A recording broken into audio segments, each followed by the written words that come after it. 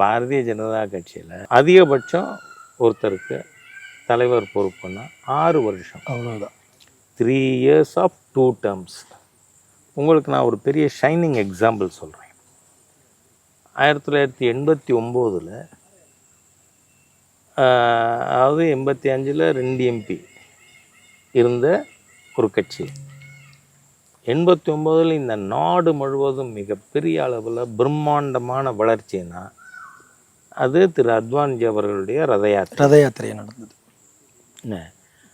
அப்போது அவருக்கு 2 வருஷம் முடிய போகுது, 2 term.